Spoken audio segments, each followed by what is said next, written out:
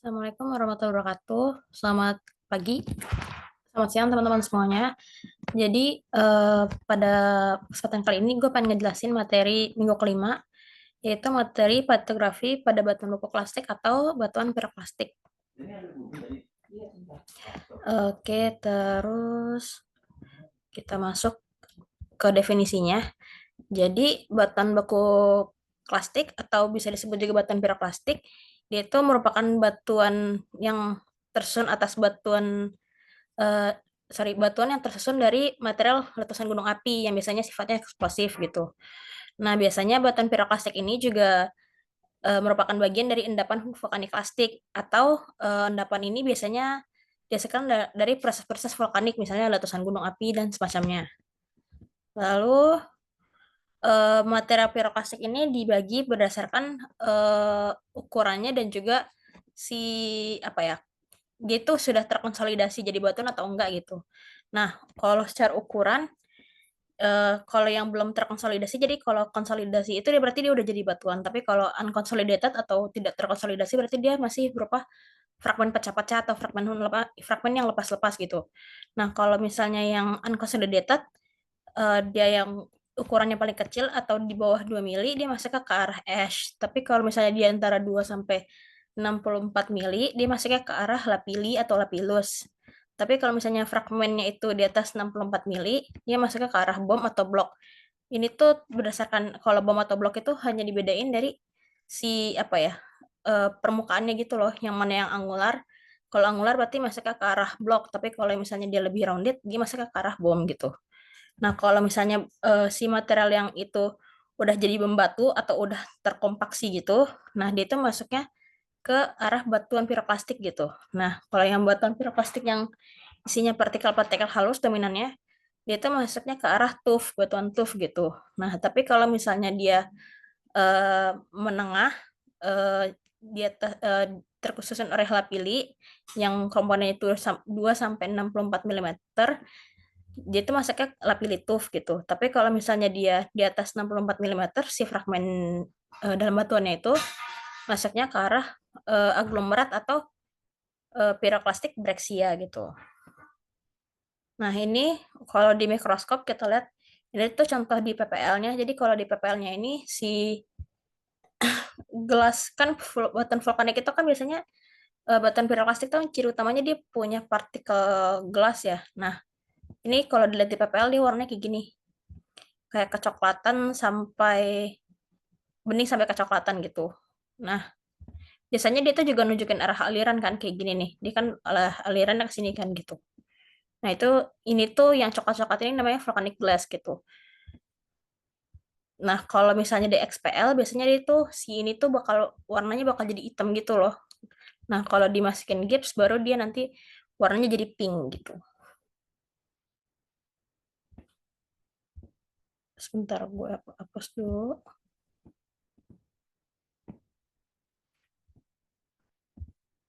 Nah, nah ini cara ngebedain si gelasnya itu. Jadi kalau misalnya di PPL, dia tuh jadi si gelas ini tuh biasanya bentuknya nggak beraturan karena dia tuh kan nggak terkristalisasi dengan baik ya. Jadi dari magma langsung ngebeku gitu aja kan jadi kaca. Nah, si gelas itu kayak gini nih, contohnya nih.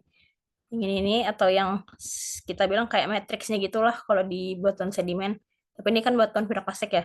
Jadi warnanya tuh biasanya coklat sampai bening sampai agak kecoklatan gitu. Nah, ini di PPL. Jadi dia tuh warnanya bening sampai kecoklatan. Tapi kalau misalnya di XPL dia tuh bakal warnanya gelap kayak gini nih. Gitu. Nah, tapi kalau misalnya nanti kalian tembak ke pink gips, dia warnanya bakal pink gitu.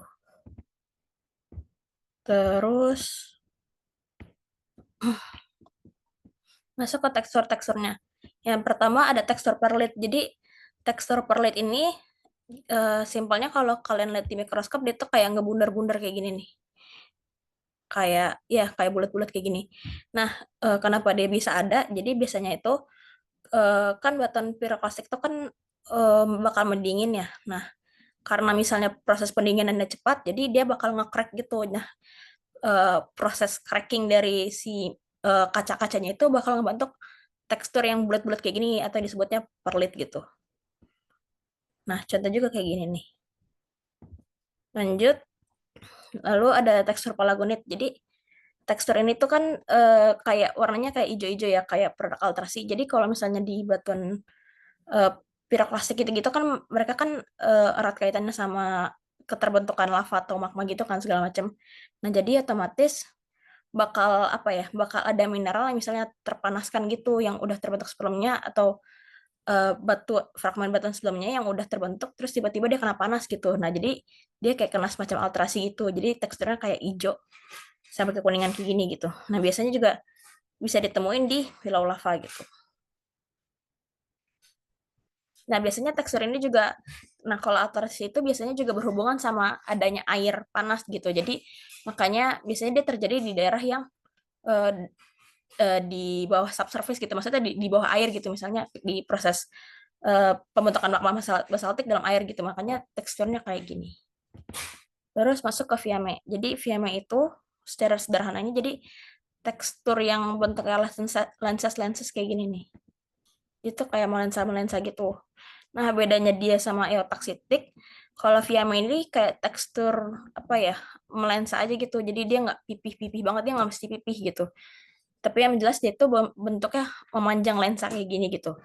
Nah, biasanya Fiame ini tuh bisa terbentuk gara-gara kan magma tuh punya aliran kan. Jadi makanya teksturnya ngikutin aliran. Terus juga karena dia dapat supply batuan apa sih partikel piroklastik terus-menerus, maka dia being kompres kan kayak terkompresi lama-lama dia jadi kayak memanjang kayak gini gitu.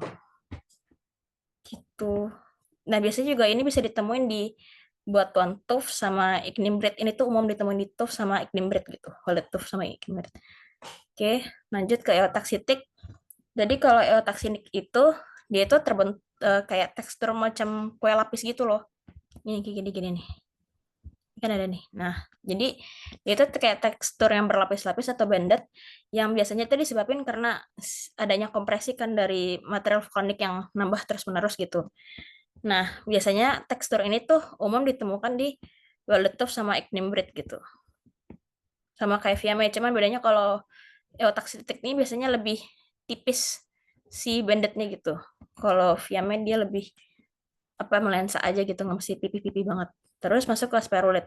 Kalau spherulit ini dia tuh teksturnya tuh kayak kristal yang memanjang gitu. Jadi kayak ada kristalnya Bataka fibros yang memanjang-manjang kayak gini nih. Nah, tapi dia kayak ngumpul di satu tempat gitu.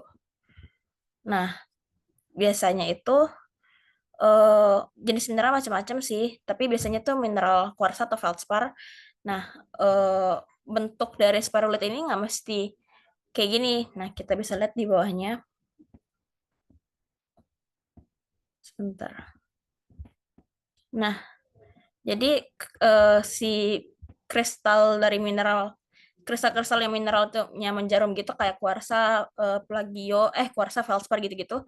Nah, dia tuh ngebentuk satu agregat kan atau kumpulan. Nah, kalau dia membundar berarti bentuknya bakal kayak gini. Tapi dia juga bisa bentuknya kayak eh, dasi kupu-kupu kan kayak gini gitu. Atau bisa juga dia kayak memanjang kayak fan kan, kayak gini gitu kan. Terus bisa juga pulmo sama aksiolitik. Ini tergantung kalian lihatnya aja sih. Tuh.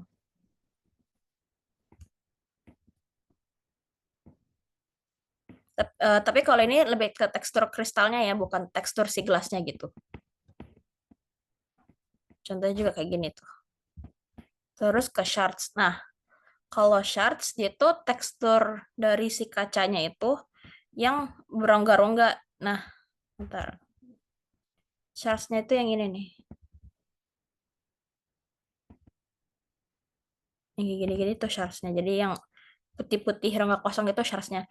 Nah, shards itu terjadi kan kalau misalnya letusan piroklastik itu kan kadang-kadang suka ngebawa gas kan. Nah, gasnya itu kan pasti bakal keluar kan, bakal keluar ke permukaan. Nah, tapi karena gasnya itu tadinya terperangkap, terus dia keluar otomatis dia tuh bakal membuat retakan kan di dalam si batuannya itu. Nah, jadi si batuannya udah mulai mau mengeras, tapi si gasnya misalnya keluar, jadi masih ada rongga-rongga kosong dari sisa si ditempatin si gasnya itu gitu. gitu. Nah, ini tuh tekstur dari si kacanya ya. Berarti kalau kayak Viame sama eotaxitic tuh tekstur si kacanya, bukan si mineralnya kayak spirulina tadi. Lanjut, ini langsung ke prinsip penamaan. Jadi kalau buat batuan piroklastik, kita tuh gunain apa eh, diagram yang beda lagi gitu sama batuan beku kan. Nah, ini tuh diagram dari Strikeson tahun 78. Nah, jadi kita pakai yang ini. Jadi kan tadi batuan piroklastik itu kan ada 3 komponen penyusunnya ya, secara ukuran ya. Yang paling gede tuh ada bom dan blocks di atas 64 mm. Lalu ada lapili di antara 64 sampai 2 mm. Lalu yang paling kecil ada ash kan, kurang dari 2 mm. Nah, nanti kalian plotting aja di sini gitu. Nah, ini tuh diagram ini bisa kita pakai kalau misalnya si batuan piroklastiknya udah jadi kayak batu gitu, bukan dia berupa apa sedimen yang lepas-lepas aja gitu. Jadi kalau misalnya kita dapat di sini banyaknya, misalnya banyak ash-nya itu sekitar 80%, berarti kan dia masuknya dari daerah sini kan, berarti dia masuknya ke arah batuan tuff gitu. Bentar.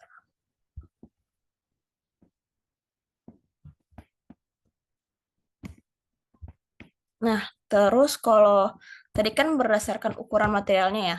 Nah, kalau ini juga berdasarkan,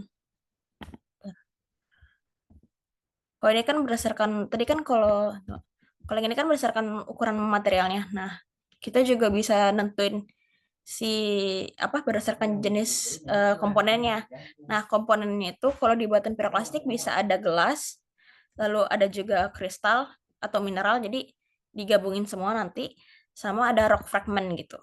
Nah, jadi setelah kalian dapat misalnya kepelatan di sini misalnya di atas si ash-nya di atas 80%, berarti kan masuknya ke Karatuf ya. Misalnya dia tuh kristalnya 80-20 gitu sama apa misalnya 80 si Fitriknya 20 si kristalnya, berarti kan di sini berarti masuknya ke arah Fitrik Tuf gitu. Kayak gitu aja sih. Terus ini penemuan buatan piroklastik kalau ada tekstur khusus gitu kan. Oh, oke, sorry. Ini penamaan. Jadi batuan-batuan piroklastik itu berdasarkan yang tadi, kalau dia kalau dia misalnya ukurannya gede-gede di atas 64 mili, dia masuknya ke arah aglomerat. Jadi nama batunya itu aglomerat. Tapi kalau misalnya aglomerat itu biasanya yang lebih apa nggak rounded gitu. Tapi kalau misalnya ke arah rounded, dia tuh masuknya ke arah piroklastik breksia gitu. Nah, terus ada juga lapilli stone. Dia itu eh, dominannya tersusun oleh lapili, komponen lapili. Kalau lapili itu berarti setengah-setengah lapili sama ash-nya. Kalau tuff biasanya tuh dominan si tuff-nya gitu, si ash-nya gitu. Nah, ini plotting kayak biasa aja. Udah, oke. Good luck kalau misalnya ada yang mau ditanyain, langsung ditanyain aja ke grup ya. Nanti kuisnya menyusul. Makasih. Assalamualaikum warahmatullahi wabarakatuh.